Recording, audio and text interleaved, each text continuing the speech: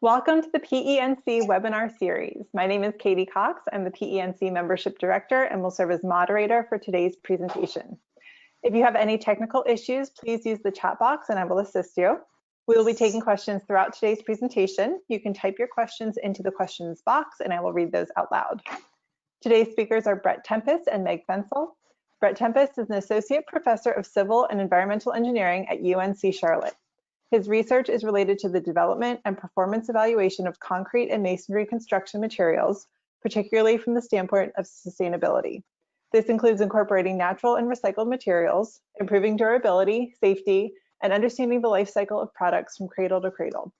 He is also active in engineering education research related to building student diversity and integrating service learning into the engineering curriculum.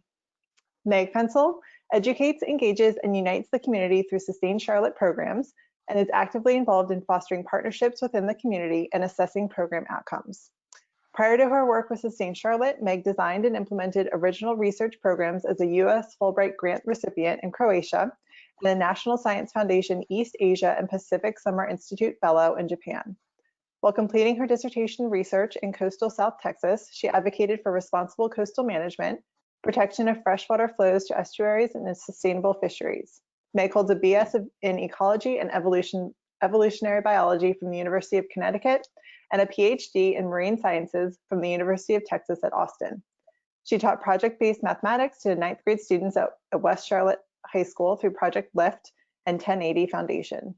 An experienced educator at both the university and K-12 level, Meg enjoys developing educational materials and reaching diverse groups of stakeholders in relevant and innovative ways. Brett and Meg, thanks so much for being with us. Thanks, Katie. I just wanted to take 1 second to talk a little about the organization. As Katie mentioned, I am myself a civil engineer, but I have some connection to Sustain Charlotte also that wasn't in the bio. I've been for many years a volunteer and board member of Sustain Charlotte. So before Meg gets started, I just wanted to take a few minutes to introduce the organization a little bit if it's one that that you're not familiar with or less familiar with. Well, Sustain Charlotte was founded in 2010, and as the name implies, it relates to sustainability in the Charlotte area. I think we all have a general definition of what sustainability is. Something related to meeting current needs, meeting the needs of the present without compromising the ability of people in future generations to meet their own needs. And then we also know generally that it has a few different components: an economic well-being component, a social well-being component, and an environmental well-being component.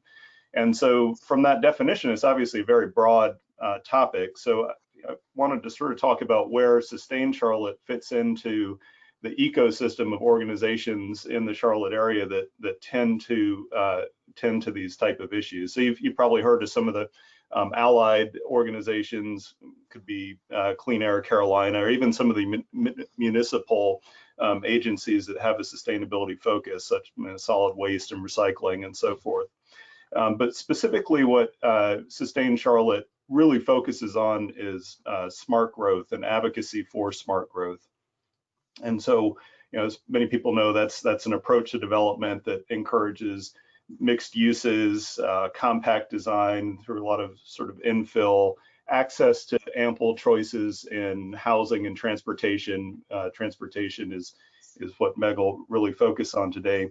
And then also engaging stakeholders in the development process and in decisions and choices that are made in the development process. And so that really is our niche. Now, how do we do it? How do we work as an organization? It's really a process of encouraging and educating. So you can see this slide that's on the screen now: inspiring choices that lead to a healthy, equitable, and vibrant community. That's what I mean by that: inspiring choices by encouraging and enabling. So some of the ways that we do that are through engagement directly with government and communities, through events.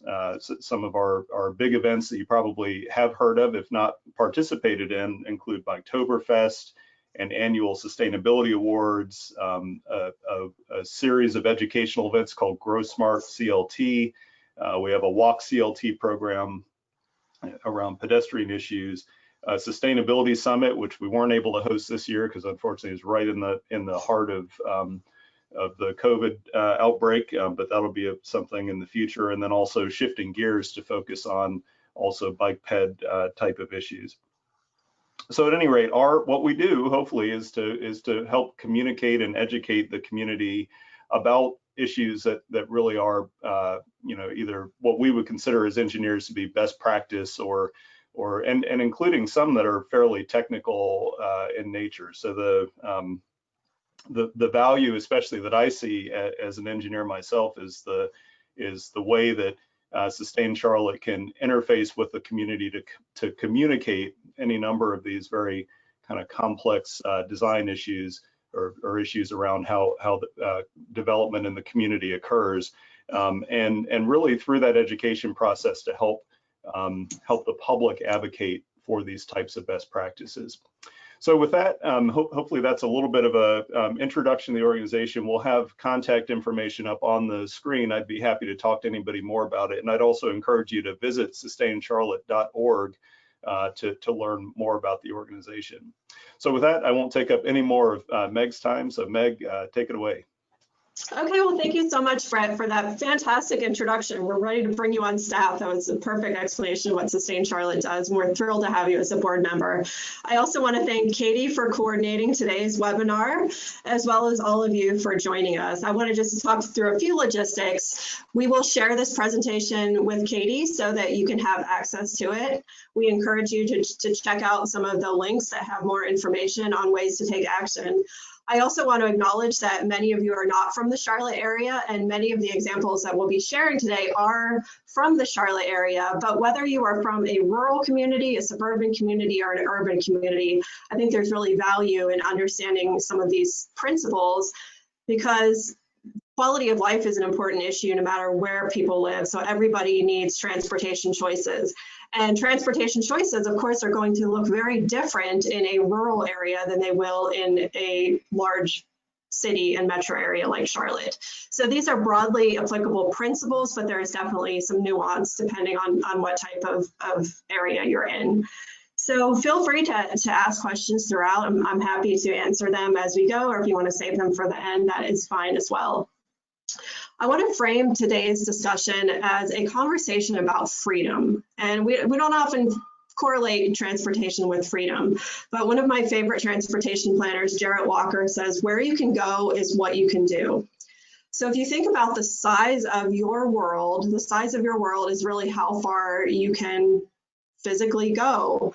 And of course, there's also virtual engagement, which is really important, especially as we've learned over the past few months, as our organizations adapt to working in a virtual environment. But in terms of those in-person interactions that we have with each other and with the built environment and the natural environment, so everything from going to work, shopping, dining, playing at a park, riding our bike, visiting friends and family, visiting the doctor, all of those places, we need a way to get there. So our ability to interact with the world is really dependent on the types of transportation choices that we have available. And we know that there's a lot of inequity in access to transportation choices. So what we really want to talk about today is some of the challenges that have resulted from the lack of smart growth planning in the past.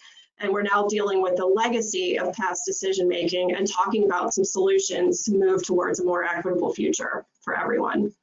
So we'll just talk about how we're doing, and we'll specifically focus on Charlotte. But as I talk about how we're doing in Charlotte, if you're from another part of North Carolina, please also think about how your community is doing. And I'd love to have some conversation about that during the Q&A. How did we get to the situation that we're currently in? And most importantly, how can we do better? Sustain Charlotte is a very solutions-focused organization. So we do draw attention to the problems, but ultimately we want to inspire change. We want to share best practices from other communities. And we want to talk about what is really practical. What can people get excited about? So I first want to talk a little bit about economic mobility, and you'll see why as we go through this, but economic mobility varies widely across the US, and the Southeast isn't doing very well. So this is a image that came out of the Equality of Opportunity study that was done back starting in 2014, but it's really ongoing. And what you're seeing there in the legend is the probability of a child who is born into poverty, which is defined as the lowest 20% of the income bracket, moving into the top 20% of earners. So the Southeast isn't doing well. It's a very distinct pattern. And there are probably a number of reasons for this, but one of the major ones really probably has to do with the built environment of cities that largely experienced most of their population growth after cars were invented and became commonplace. And I'll provide some evidence for coming to that conclusion on the next few slides. So Charlotte actually in that study ranked dead last, 50th out of the largest 50 US cities for upward economic mobility of children born into poverty. So that's not where we want to be, obviously. Poverty in Charlotte is about 12.8% of our population. That's almost 110,000 people just within the city limits of Charlotte living below the poverty line. And that's according to the 2018 American Community Survey, which is part of the US Census. I'm next going to show a series of maps that show how the distribution of poverty has changed in Charlotte since the 1970s. And this is really, really important when we think about how land use and transportation are related to poverty. So on the legend there, you can see that the dark green is a very low percentage of households living in poverty. And then as you move into the lighter colors and then into the red, that's a higher percentage of households living in poverty. So this is 1970. There's obviously, you know, pretty high concentration of wealth in the South Charlotte area. If you're not familiar with Charlotte's geography and some of our quality of life indicators, there's a pattern that often emerges in Charlotte called the crescent and the wedge. So if you picture the wedge of South Charlotte, which is roughly defined by Interstate 77 to the west, and Independence Boulevard to the east. This is a largely, predominantly white area, smaller percentage of people of color living in this area.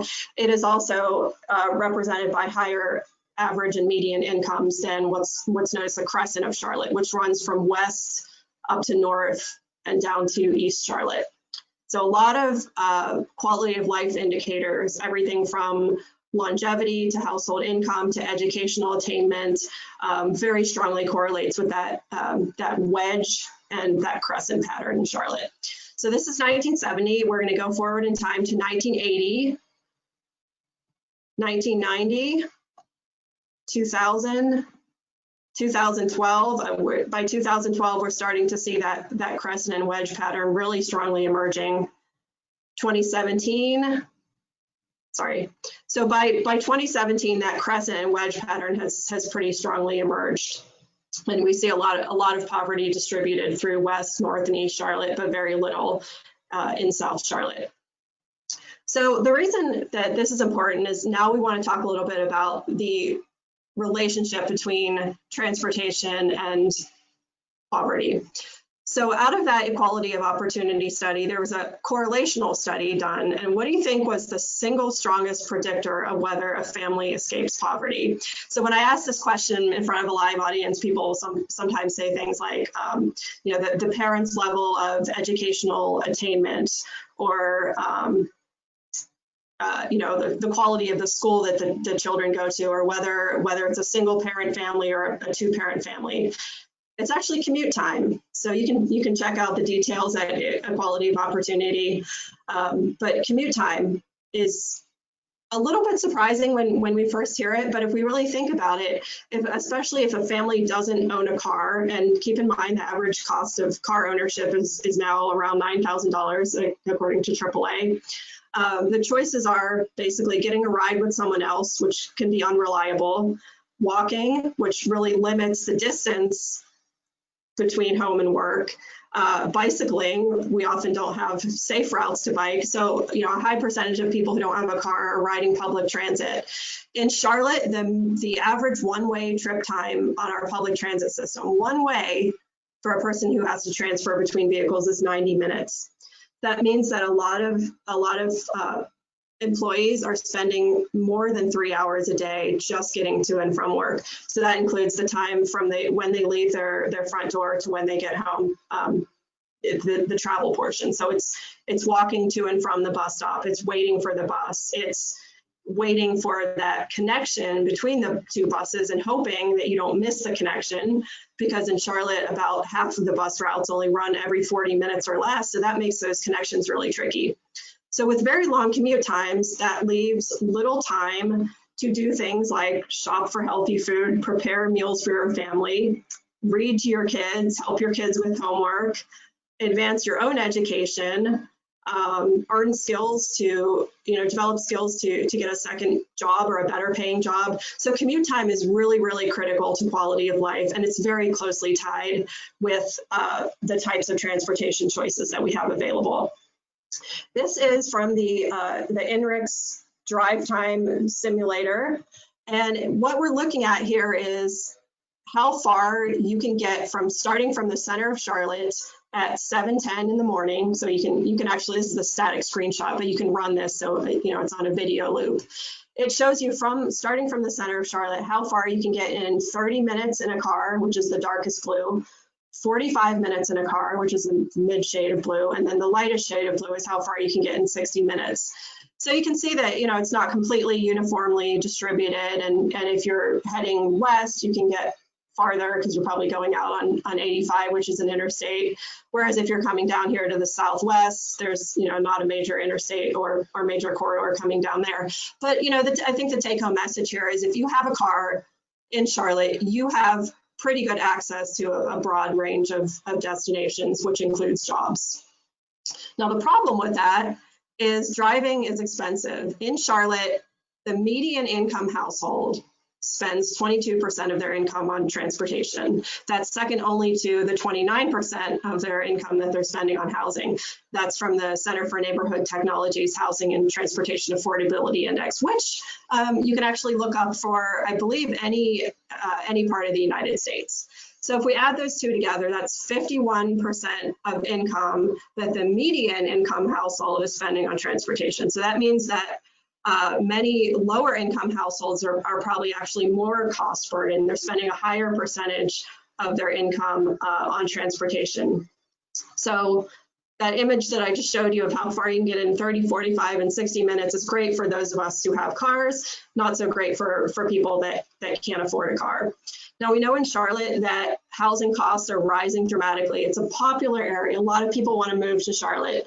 So Sustain Charlotte doesn't directly work on the housing affordability. There are a number of fantastic nonprofits that are working on that, and we certainly include that in our partnership with lower and moderate income neighborhoods when we're kind of holistically working on advocating for housing and transportation affordability. But we believe that this 22% needs to come way down, that people need options for only spending 10% or less of their income on transportation.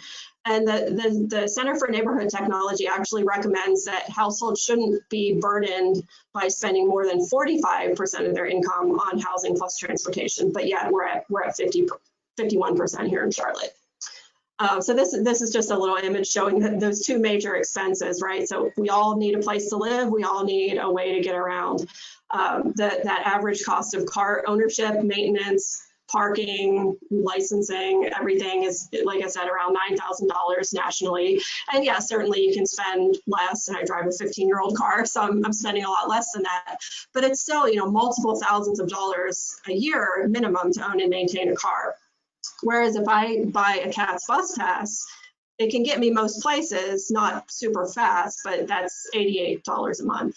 So, I can spend $1,100 a year on a bus pass. I could, ride a bicycle for even less if it was safe to do so, but it isn't.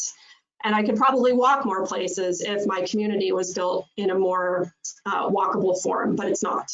So there's a lot of things that we need to weigh here beyond just the sticker cost of different types of transportation. Okay, so for those people who don't own a car or people who don't drive for various reasons, so we've got a lot of college students that we're expecting to be able to live on campus who are now coming back to stay with their parents. Many of them don't have a car because their campus was walkable, and suddenly they're faced with being at home and often living in an area that is not easily accessible without a car. It's also older adults. Think about whether you want to be able to stay in your community as you get older. It's people who have disabilities. It's people who choose not to drive. So what we're looking at here is transit access. So public transit is bus, light rail, streetcar, special transportation services. And what we're seeing is basically, imagine if you live in Charlotte, just drop an imaginary pin where you live, or if you're not from Charlotte, just think of a place in Charlotte that you know. So the uptown area is here, the airport's out here, just to orient you. So when you have that imaginary pin in your mind, and mine is right about here. The color that you're seeing is the number of jobs that you would have access to within a 30-minute public transit commute from that starting location.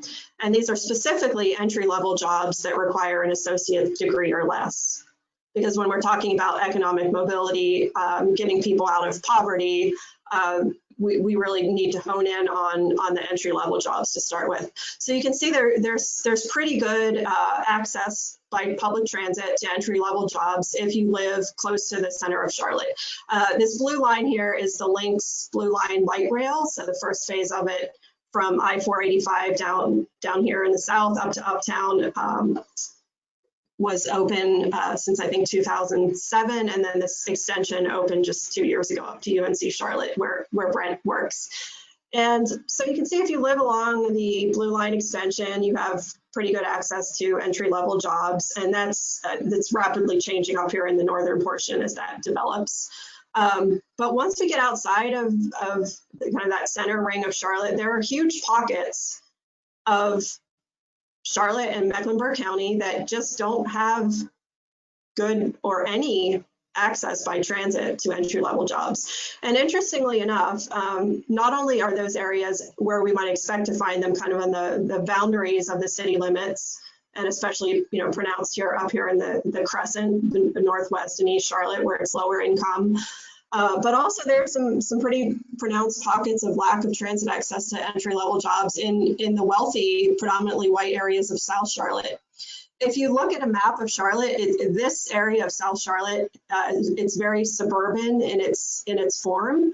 There are a lot of cul-de-sacs. There's a lot of streets that don't run parallel to each other. It is very hard for our transit agency, CATS, to run high-frequency buses in South Charlotte because the street network is not conducive to it. And I'll explain that a bit in a moment.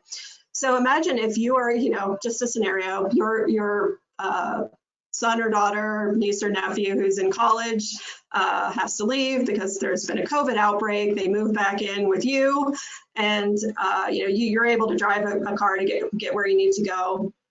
But they're living down here in this red blob. And they are basically going to have to either get a ride from you or a friend or call Uber or Lyft, which is definitely going to cut into their earnings. So this, I think, really emphasizes the need to build our communities in a way that allows them to be well connected by public transit in the future. When Charlotte was growing, there were a lot of neighborhoods that were really built in a suburban way. With a lot of, cul-de-sacs are generally not a recommended practice if you're aiming for connectivity. And Charlotte's complete street guidelines, called the Urban Street Design Guidelines, actually don't allow for cul-de-sacs to be built anymore because it makes it very, very difficult to serve a community with transit or even, useful biking and walking routes. But I think this is a great example of why we need to build our communities, everything from the street design to the connectivity, to the sidewalks and bike lanes or lack thereof in a way that accounts for potential future growth. So what had been just a very suburban area is now really part of the urban core, but it doesn't give people access to the benefits that they would expect living in a bigger city like Charlotte. So another consequence of the way that we've grown is massive traffic congestion that is getting worse. This is from the INRIX traffic scorecard last year. Charlotte is the 24th most congested city in the country and 128th most congested in the world. And drivers in Charlotte spent 49 hours in congestion last year. So that's hours that were spent in slowed down traffic and stalled, not moving traffic, kind of above and beyond the usual travel time. And there's a real cost associated with that to the tune of $725 per year per driver on average. So our streets are also dangerous for, many of our streets are dangerous for walking and biking. Really between about the 1940s and the 1990s, transportation planners and engineers did not design streets for the needs of people walking and biking and riding transit. Streets were almost exclusively designed for people driving cars. And so that has resulted in a lot of streets around Charlotte. I'm sure you probably see them in your own community, where virtually all of the street space is given over to cars. And as we can see, these pedestrians here have to just kind of walk on the side of the road. They have to walk in turning lanes. They wouldn't want to ride a bike in this area probably. There's a big patch of gravel here. And this makes me really sad because our streets, at least in Charlotte, and it would be interesting to do this calculation in your community, our streets are actually our largest shared public space. So if we total up all of the space for our parks and greenways in Charlotte, our streets are still more space than that. And yet the space that is designated on those streets is not equitably distributed.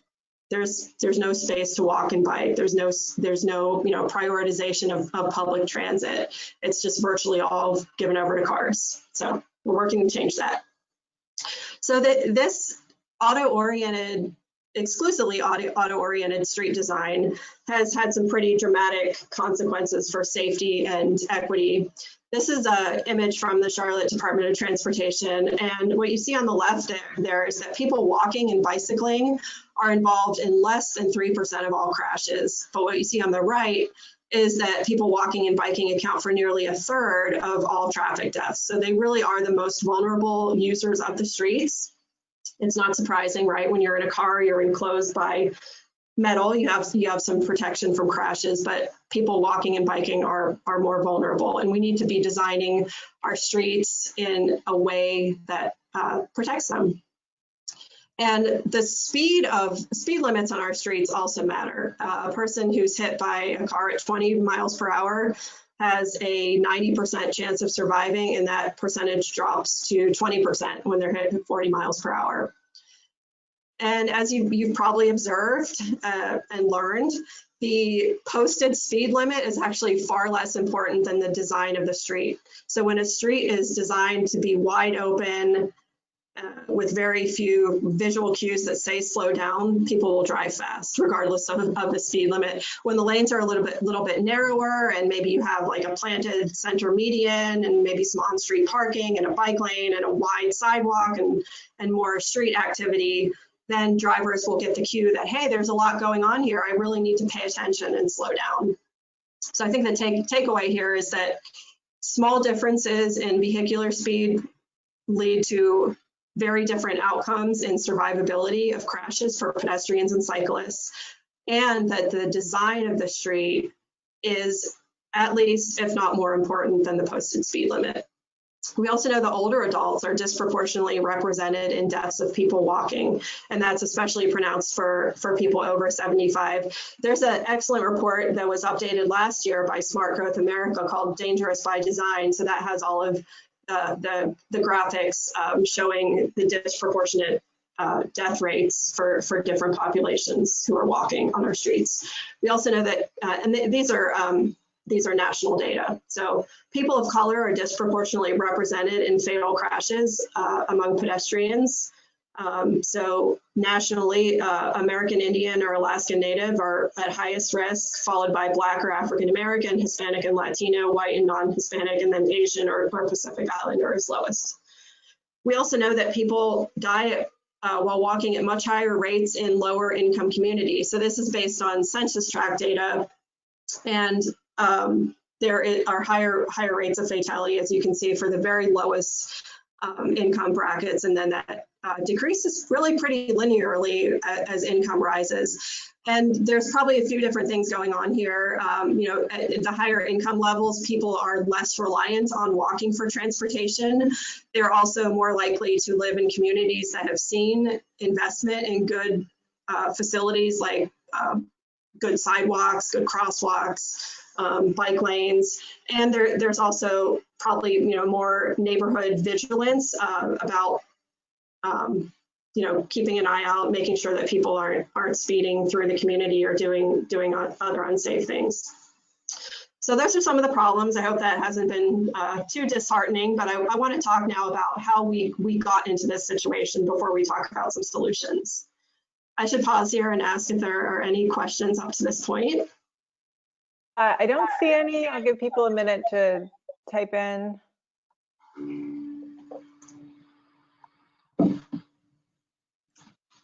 Nothing yet. I think you're good to keep going. Okay, great. Well, one of the things that happened after World War II, kind of around that time, we really fell in love with cars. And once the Model T was invented and the assembly lines really increased the ability to produce a large number of cars for a much lower cost, we got to the point where most households had at least one car.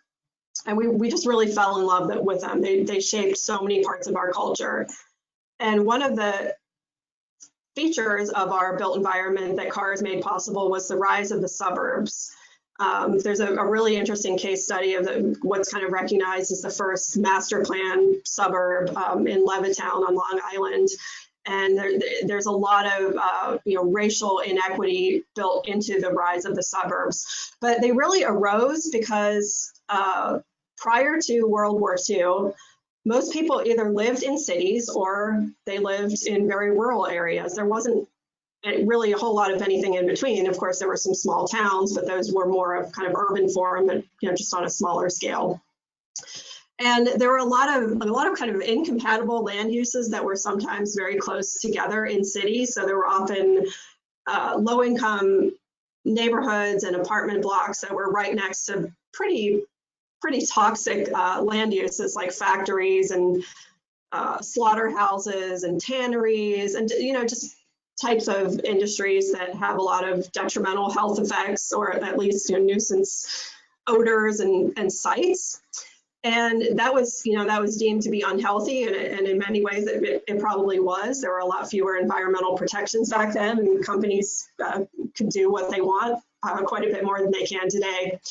So there was this desire, and accompanied by this desire was the rise of the middle class, made possible by largely by the GI Bill, although Black and other people of color, veterans who were returning from World War II, were not able to participate in that benefit nearly to the extent of white veterans. But there was this really strong desire to separate the uses of land. So we saw a big increase in zoning that said all your single family housing has to be over here, and we're going to, you know, put the shopping way over here and the dining over here. But also there was a strong desire to have a little piece of the country, your little quarter acre, half acre, eighth of an acre. But, you know, it still, you know, in a smaller parcel that would be presumably connected to other neighbors. So you got a little, the sell was that you got a little bit of the country, but you also get a little bit of the cities, and that's kind of how the suburbs arose. And what that really led to pretty quickly was a lot of sprawl. So sprawl is just, you know, the decrease in population density. And it's had a lot of really detrimental quality of life impacts for people as well as environmental impacts. And with the rise of the suburbs came redlining and racial inequity. And this certainly didn't just start with the rise of the suburbs, but it really became pronounced. So there's a fantastic book called The Color of Law that I would highly recommend that talks in great detail about this process and the lasting legacy of it today. But essentially, banks would have paper maps and they would draw colors on them that would say whether an area was considered highly desirable, moderately desirable, or they use the color red to say we are not going to give a loan for somebody to buy a house in this area because it's for some reason they deemed it unstable or not a good investment. Not surprisingly, those were predominantly areas where people of color lived. And so what happened is that people of color were not able to buy homes and build wealth in the communities that they wanted to live in. And not only that, they were excluded in many cases by law, if not by practice, from buying homes in predominantly white areas. So people of color were largely excluded from the ability to live in what were deemed desirable areas, and that has had lasting impacts on quality of life and equity to this day. So also, street design really changed over the decades of the 20th century. If you look at a city like New York or Boston or San Francisco, you really see a pretty perpendicular type of street pattern called a gridiron pattern, and that was pretty common around up until the first part of the 20th century. And then with the rise of the suburbs, we see increasingly over the decades this kind of warping of the street network. So it starts out with streets that are still parallel, but they're fragmented. So we have some places where we no longer have connectivity. And then in the 1960s, we start to see those curve around a little bit. And then in the 1970s, and this is the kind of neighborhood I grew up in, loops and lollipops. A lot of people like the perceived privacy and safety of cul-de-sacs. So, cars aren't cutting through the cul-de-sacs, but it also makes it really hard to get around that community. There is an example in Orlando, Florida, of two neighborhoods where there are homes that share a backyard fence, but to actually drive or ride a bike from one front door to the other front door of homes that literally share the same backyard fence is 7 miles apart. So with the rise of the suburbs came a really pretty dramatic loss of street connectivity. This is an image from Jarrett Walker, the transportation planner, who demonstrates the importance of the street network on walkability. So that these dots at the center of these images show a hypothetical transit stop. So, it could be a bus stop, a light rail stop, and the circle around it is a 1/4 mile radius. So the whole area that's within this circle is that 1/4 mile, but you could actually only have a 1/4 mile walk on this highlighted darker black versus the gray. So if you have that more gridiron or even a fragmented parallel street network, you have a lot of different ways to get from your starting point to different destinations. Whereas if you have a more fragmented street network, there are very limited options for how far you can get, and it takes you longer to get anywhere because nothing is in a straight line. And I think another important thing to consider is that when somebody rides the bus, they not only have to safely walk along the street, but usually they also have to cross the street, either on their inbound or outbound trip. So you get off the bus and your destination is either on that side of the street, and then you have to cross over to get the bus coming back home, or your destination is on the other side and you need to cross when you first get off the bus. So it's really important that we have a connected street network, but in many places of Charlotte, it is still pretty unconnected. So we're living with that legacy of past land use decision making. And we know that these, we're certainly not advocating for neighborhoods to be torn down. We all live in our homes, and we don't necessarily think it's a great idea to just raise everything and start over. But it is definitely expensive and difficult to retrofit a community that was built on this very warped type of street network to now be accessible by other forms of transportation. So take home message, it's best to get it right the first time when you're building the community. So we do kind of have a lot of parts of Charlotte that look like this. It's kind of a nightmare image of a really auto-oriented community. There's actually no people that I can see in this image, but we're trying to avoid getting to that point. So in the last part of my talk, I just want to talk about some solutions. You know, sometimes we hear about electric and autonomous cars being the solution to all of our congestion and sustainability woes. And while they certainly do have environmental benefits, and we know there also would be benefits about autonomous cars being able to travel closer together and maybe mitigate some of that congestion. We do know that, you know, if one person is driving a gasoline powered car or an electric car or an autonomous car, they're really taking up the same amount of street space. Whereas this is an image showing how much street space is taken up by 60 people driving their own cars on the left, 60 people on a bus, and 60 people on bicycles in the center here. So, you know, we can move a lot more people in buses than if all of those people were driving their own cars. So smart growth is a principle I want to talk about briefly and share some examples. So this is a nice little cartoon of smart growth. It has the key principles. It's an approach to development that encourages a mix of building types and uses, diverse housing and transportation options, development within existing neighborhoods, and community engagement. So Brett gave a great intro to it at the beginning of the talk. Mixing land uses is really important for creating a walkable community. This is an image from Charlotte's metropolitan shopping area, and it has a variety of dining and shopping and other types of retail there. Smart growth takes advantage of compact design. This is also in the metropolitan. I promise I don't own stock in any of these companies, but it's a good example. And what you see there is there's a Staples on the 3rd floor to get your office supplies. There's a Marshalls to get your clothes on the 2nd floor. And there's a Best Buy on the 1st floor to get your electronics. So contrast that to what this area would look like if each of those stores were built how we usually see them in a more suburban form, where they're all spread out with big parking lots between them.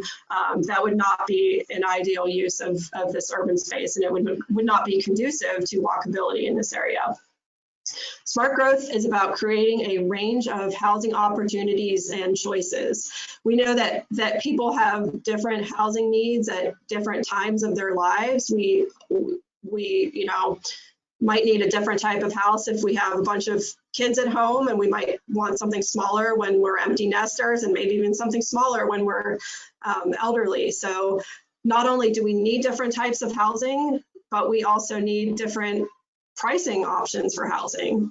And, you know, at Sustain Charlotte, we believe in people having choice. So we're not, contrary to what some people think, we're not saying everyone needs to go live in an apartment or a high rise. I happen to live in a single family home that is fortunately on a bus route, but I have 4 cats and 2 dogs, and beautiful as this apartment is, it would not work for my lifestyle.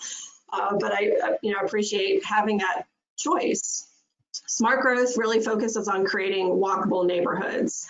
And we've already talked about this quite a bit. It's a matter of mixing those land uses, having higher density that creates the ability to walk, and having those connected networks. This is a image from the Monroe Road Advocates in Southeast Charlotte, and this is a pretty auto-dominated area. Monroe Road is a major corridor in Charlotte, but they really hit the 5th principle of smart growth, which is fostering a distinctive, attractive community with a strong sense of place. And what you see in the background there is their embrace sculpture. So this was a community envisioned sculpture to really start to create just a sense of place around what is currently an area that is not really very walkable, but they're starting to move it in that direction. Smart growth also recognizes the importance of preserving open space, farmland, natural beauty, and critical elements of the environment. This is Little Sugar Creek Greenway in Charlotte, which is our most popular and well-traveled greenways. It's actually kind of hard to ride a bike there on a nice weekend morning because there's so many people out there. So not only do we need a built environment that is conducive to walkability, but we also need to have that connection to the natural environment. Smart growth also directs development towards existing communities. If you think about how we use our tax dollars, we build, they go to build roads and sidewalks and sewer and lighting and the electric grid infrastructure. And it makes sense to get a good return on our investment when we think about our tax dollars as an investment. So by directing development towards existing communities, we can maximize that return on our investment. It's also really important to provide a variety of transportation choices. So, it's easy for me to ride the bus from my house, but when my entire family is visiting and all my nephews, it would be like herding cats to try to get all of them on the bus and not leave a kid behind. So I do have a car, but it's nice to have that choice and know that the bus is there if I need it. And I also am able to use it to commute to work. Smart growth is also about making development decisions that are predictable, fair, and cost-effective, not only for neighborhood residents to have a good expectation of what's coming to their community, but also so developers, the people who are building the community, have a good sense of what the rules of the game are. And as Brett emphasized, smart growth also encourages community and stakeholder collaboration in development decisions. So this is at the time he was the pedestrian planner at Charlotte DOT, getting input from some summer campers that helped to inform the creation of Charlotte's very first pedestrian plan. And just briefly, Charlotte has passed a strategic energy action plan. It was unanimously approved by City Council back in 2018. It was a long process, and we helped the community advocate for it. And transportation is really a pretty critical part of the city's goal of becoming a city that is low carbon, averaging 2 CO2 equivalents per person by 2050, and becoming having the city's operations, buildings and fleets actually 100% carbon free by 2030. So you can read more about this when you get the presentation, but the Strategic Energy Action Plan in Charlotte really focuses on 3 key areas, which are buildings, transportation, and energy generation. And this image is just showing that buildings and transportation are the 2 largest sources of carbon emission. So it's really critical to tackle that as we think about climate change in the future. So I just want to close with a few key ways that you can support smart growth and transportation equity. Some of these are Charlotte specific, but I would also encourage you to just look at them as examples of what can be done in other parts of North Carolina. So Charlotte is coming close to completing a draft of the 2040 comprehensive plan. This is really a vision, a community-led vision for what type of city Charlotte wants to be by 2040. So it includes not only land use, but also transportation. We should be seeing a draft of that from the city within a few weeks. There is a part of that that's really critical, which is the strategic mobility plan. That's really the transportation part of figuring out where we want to be as a city by 2040. So there's a survey that the city is doing right now that you can take if you are a resident of the Charlotte area. If you want to learn how to explore your community by bike, Sustain Charlotte is hosting our, I believe, 6th annual Biketoberfest event. It's going to be a little bit different this year because of social distancing, but you can look at the details and register at sustaincharlotte.org/Biketoberfest. Again, if you're not in the Charlotte area, I encourage you just to take a look as an example of a pretty popular community event that can introduce people to the joy of riding a bike, not just for recreation, but also for transportation. You can also help your community to advocate for neighborhood connectivity. This is a meeting at the North End Community Coalition in Charlotte, so kind of just north of the Uptown area. And we've been partnering with them for several years to advocate for safer streets and better bike and pedestrian access to parks. So we've led mapping exercises. We've partnered with the city a few times and even the county to improve the parks and really get input directly from the residents. And then not only getting the input from the residents, but also following up. It's really important that when people give feedback, they know that it's being used. It's not just, just disappearing into a black box, as sometimes seems to happen during public input processes. The city of Charlotte is working towards Vision Zero. So Vision Zero, if you're not familiar, is the concept that started in Sweden. And it basically says that there's no acceptable loss of life on our streets for people walking, biking, riding transit, driving in a car. So Charlotte has set a goal to eliminate traffic fatalities and serious injuries by 2030. So we're a part of that effort, and I'd encourage you to learn more about Vision Zero and the importance of coordinating that with land use. I won't go into all the details here. This is just a map of Charlotte's West Boulevard community. We partnered with them several years ago and worked with the Charlotte Department of Transportation to build public support for several, actually quite a few recommendations to make that corridor much safer for people walking and biking. Charlotte's Shared Streets Initiative happened right after the pandemic with the recognition that you really can't socially distance by 6 feet on a 4-foot wide sidewalk. So the city opened, I think 13 so far, streets for socially distanced walking and biking. So these streets not only give people space to do that, but they also connect them to parks and other recreational facilities. You can support bike and micromobility infrastructure. So micromobility is any other kind of either human powered or small scale mobility. Picture kind of what would fit in a bike lane. But this is another fantastic transportation choice. And these photos were from a pilot project that we partnered with the city of Charlotte on. You can see the hay bales there. And this has since been turned into a permanent protected bike lane. This is just an image showing the fueling cost of 5 miles of daily transport over a year. So you can see the huge cost savings of an e-scooter, for example, that fits into the micromobility category compared to a car or even an electric vehicle. So when we talk about economic mobility, a scooter could be a really fantastic solution. We partnered with several neighborhoods in Charlotte to advocate over a number of years for protected bike lanes on the plaza, which had been a pretty auto-dominated street, and now it's just a much more vibrant and safe place to ride a bike. You can also be a champion for public transit in a rapidly growing region or in a region where population growth is more moderate or even declining. Public transit is really an important lifeline for people that don't drive. We are actually having an event tonight, which you are welcome to join us for. Go to sustainCharlotte.org/events. And you can hear directly from staff at our transit agency and our DOT about how they're implementing these bus lanes on Central Avenue. So it's the very first bus lane in Charlotte, and we'd love to have you join us. Whatever part of North Carolina you're from, or even beyond, you're welcome to join us. You can also host a mobility audit. More details at sustainCharlotte.org/walk-to-transit. And this is a great way to get your neighbors outside walking and talking about mobility challenges. And this is an image of some residents doing that. And I will close there and just encourage you to subscribe to our newsletter.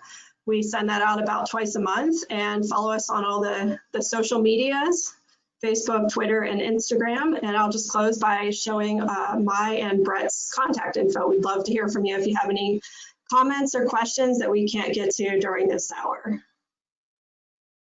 All right, thank you, Meg. We've got a couple of minutes for Q&A, so if anyone has a question, please go ahead and type that into the questions box.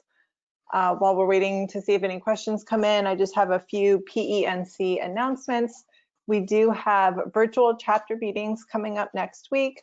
On Monday, we have the Northwest chapter meeting, Tuesday, the Hickory chapter meeting, and Thursday, the Triangle chapter meeting. Everyone is welcome to attend each of those. You don't have to be a member of each chapter.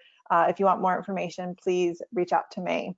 We also have a libation conversation discussing return to workplace strategies on Thursday, October 22nd. And information about all of that will be in an email this afternoon. Okay, we do have one question, Meg. Do you try to direct zoning to make it more affordable friendly? Yeah, so that's definitely a big question.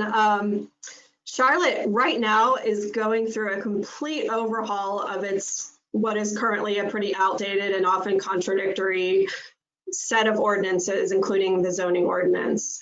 And so that it's really two parts. So the Charlotte Future 2040 plan is a comprehensive plan that is meant to set the vision for what type of community Charlotte wants to be. And then the Unified Development Ordinance, which will be completed afterwards, is going to essentially give teeth, I guess, is a way to think about it, to the comprehensive plan. So the comprehensive plan is the vision, and the Unified Development Ordinance is going to be what replaces the current zoning ordinance. So yes, the short answer is yes, and there's many ways that we do that. One of them is by supporting the planning director's vision for eliminating single family zoning. And before you panic, it doesn't mean that you can't build a single family house, but it really recognizes both the housing affordability crisis that currently exists in Charlotte, as well as the racialized inequity of single family zoning in the past and the lack of access of people of color to be able to buy homes in single family neighborhoods. So what this would do, instead of just being allowed to build a single family home on a lot, you would also be able to build a duplex or a triplex or an accessory dwelling unit in the backyard. And this also would allow more homes to be built in a neighborhood, while also, preserving some of that neighborhood character. Sometimes we hear the term preserving neighborhood character, and it's kind of code language for we don't want anything to change. But what this would do is allow density to come back into our neighborhoods, or come to a neighborhood for the first time. And it could reduce the cost of housing by allowing more homes to be built on one parcel of land. Another way that we really advocate for affordability is supporting transit-oriented development, which allows a city to make the best, to get the best return on the investment that the public is really making when we build something like a light rail line or a streetcar line. That's a big public investment. They're expensive projects. So shouldn't the whole community reap the benefits of that investment? And we want to make sure that those areas are built in a way that includes the option for people to live there without the expense of owning a car. One major challenge in North Carolina is that developers can't be required to build affordable housing. There are other states that do have that tool available. Unfortunately, it's just not allowable by North Carolina law. So we try to work on it from other angles, and just really broadly, the work that we do to advocate for transportation choices should make it possible for households to be able to spend significantly less than that 22% of their income on transportation. All right, we have a couple more questions that came in. We'll try to get to as many as we can.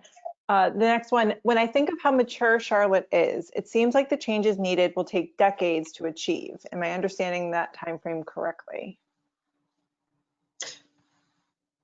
Yes, so some of the changes will take decades. I mean, and a lot of this has to do with the current uses of the land. Like I said, we would never advocate for communities that are built in an unsustainable way now to be torn down. We know that people live there, and that although there are some flaws in that built environment, that's somebody's home, right? So yes, the kind of retrofitting and the correcting of past decision making that wasn't done with enough foresight is going to take time. So there's some change that will only happen as redevelopment occurs, and that can't be forced. But there is also some change that can happen quickly, and how quickly it happens is a matter of political will, making government staff and elected officials being willing to make and then stick to tough decisions. We're seeing that right now with the new bus lane on Central Avenue, which is currently a pilot project. So there's some opportunities to make adjustments to it. But, of course, some people are not happy about it because it converts a lane of general purpose traffic to a bus lane. We know that we need that to accommodate the massive population growth happening in Charlotte, and especially along that corridor. But of course, there's that pain point when people say, well, congestion here is already bad. Why would you take a lane away from cars and let only buses run on it? So I think there is some change that certainly can happen very quickly if the political will is there. And then there are some things that could happen more quickly if they were funded at a higher level. And, the city of Charlotte has several hundreds of miles of sidewalks that are on the sidewalk list that have been deemed important and necessary to build, but the funding is not there to be able to build them all quickly. So I would say that, some things can happen more quickly, some things are going to take longer. And, even something like building a light rail has so many steps in the process that, it's multiple years from the time that it's originally conceived to the time that planning is done and land acquisition and all the engineering work until the time that it actually opens. So, you're looking at probably minimum 7 to 8 years to build a light rail line. Okay, quickly, one more question. With so much infrastructure existing, building homes, streets, making changes with significant impact is very important. Are businesses and the public going to cooperate for significant improvements in the not too distant future? Some do, some don't. Some people and some businesses want things to stay as they are. And I just saw a comment on our Facebook post about tonight's event saying, well, Charlotte's not New York City. Everybody here still drives. And I commented, well, actually 250,000 people in Charlotte don't drive. So, I think just like any issue, there are going to be people that recognize that the need for change and they get on board. And, I certainly wouldn't expect anyone to agree with me on 100% of what I think is important. And then there are, other people that want nothing to change. That, they grew up in Charlotte or they moved here because Charlotte represented a certain style of living to them, and they aren't comfortable with the change. So as long as we can kind of harness the power of the people that do want the change and respect their decision-making process, and then acknowledge that not everybody is on that same trajectory. We try to respect people's difference of opinion, but ultimately we really want to inspire change. We don't want to force change on people. We want to inform people and give them the tools and the knowledge that they need to make their own voice heard.